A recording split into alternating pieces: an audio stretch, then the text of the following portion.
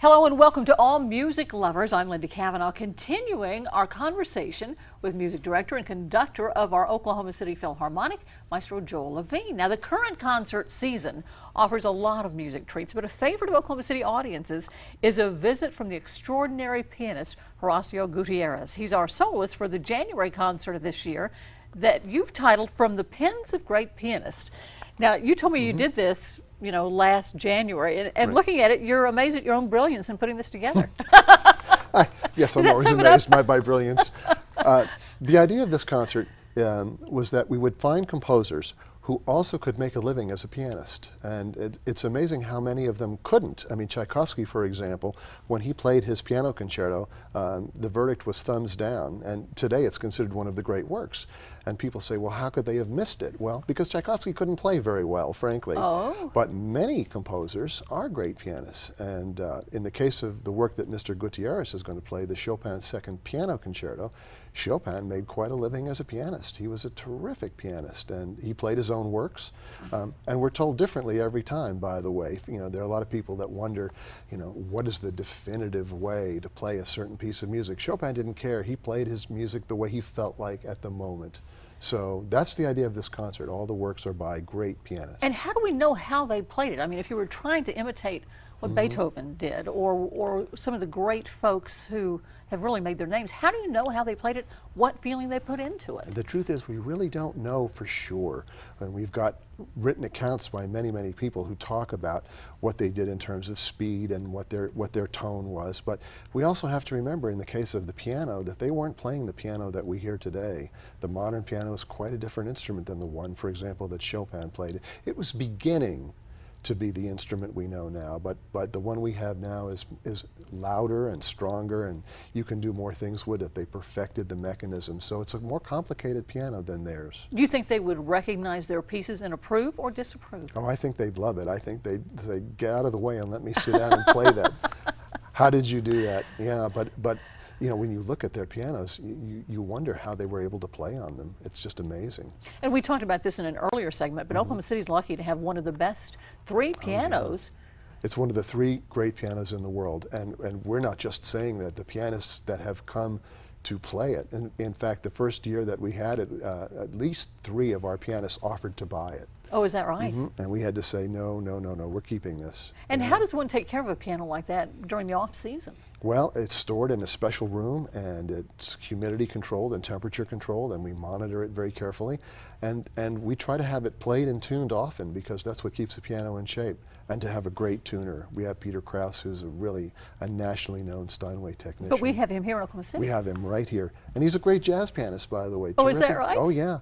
Yeah. When we first rolled that piano out on the stage, we uncrated it. It was sitting in this huge box off stage, and there was the day of the uncrating, and we put the legs on it and rolled it out on stage and played it.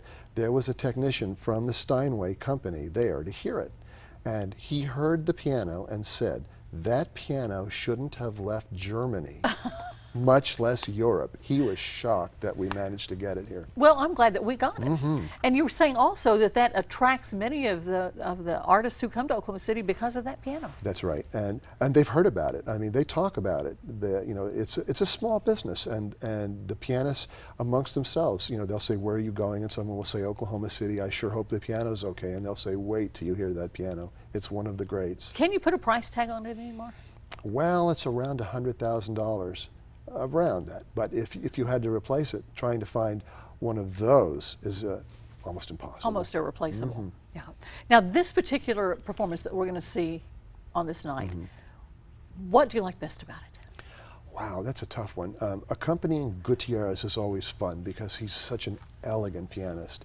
Chopin is a specialty of Horacio Gutierrez. Really going to look forward to it. By the way, he has an Oklahoma connection. His sister lives in Tulsa. Oh, is that right? Does she come down and listen? Absolutely. And Oklahoma City audiences, I've seen them react to him before. There's some type of chemistry there. Yeah, he speaks to an audience. When he plays, you can tell that he's really, really into it.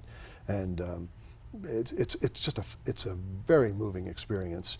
But we also have another great work on the program. It's a work that's not as well known. It's the Symphonic Dances by Sergei Rachmaninoff. And Sergei Rachmaninoff was unbelievable pianist. He had enormous hands. I mean, his hands were like paws.